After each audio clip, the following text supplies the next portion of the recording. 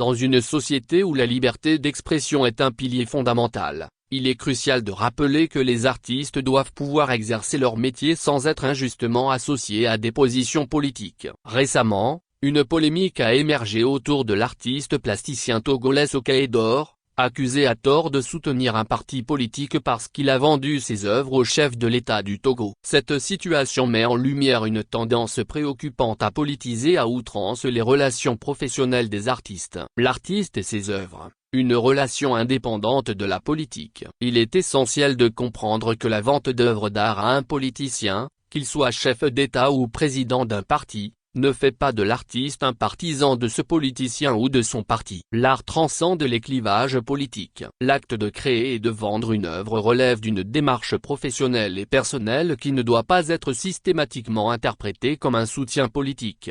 Sokaedor, par exemple, en vendant ses créations au chef de l'État togolais, n'a pas pour autant exprimé une adhésion politique. Il a simplement exercé son métier et partagé son talent avec un public élargi, indépendamment des affiliations politiques de ce dernier. Il est injuste et réducteur de présumer que cet acte de vente implique un soutien politique. Le cas de Paul-Aï, une leçon historique. L'histoire de l'artiste plasticien de renommée internationale Paul-Aï est emblématique de cette problématique. Arrêté et taxé par bon nombre de Togolais comme étant l'artiste de l'ancien président de la République Eyadema, Paul-Aï n'a jamais défendu ouvertement une position politique. Il se consacrait à son art avec passion et professionnalisme. Même si ses œuvres ont été achetées par le gouvernement togolais et qu'il avait reçu des commandes de monuments pour décorer le pays, cela ne diminuait en rien sa qualité d'artiste et ne faisait pas de lui un partisan politique.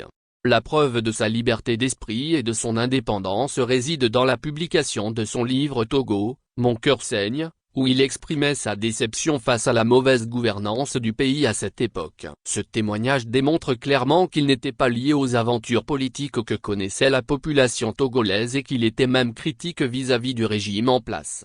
Les préjugés, un frein à la liberté artistique. L'un des principaux obstacles à la liberté d'expression des artistes est le préjugé selon lequel toute interaction avec des figures politiques signifie une affiliation idéologique. Cette perception erronée porte atteinte à la liberté artistique et impose aux artistes une surveillance indue de leurs relations professionnelles. En conséquence, cela peut dissuader les artistes de s'engager avec certains acheteurs, limitant ainsi leur marché et leur capacité à vivre de leurs articles.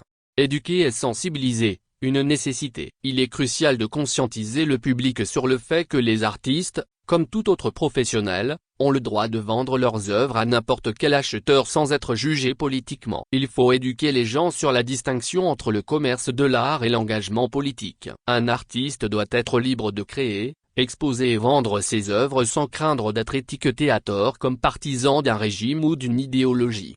La liberté d'expression et la liberté artistique vont de pair. Il est impératif de défendre ces libertés en cessant d'associer automatiquement les artistes aux affiliations politiques de leurs acheteurs. En respectant le travail des artistes et en reconnaissant leur droit à une pratique professionnelle indépendante de la politique, nous renforçons la diversité et la richesse culturelle de notre société.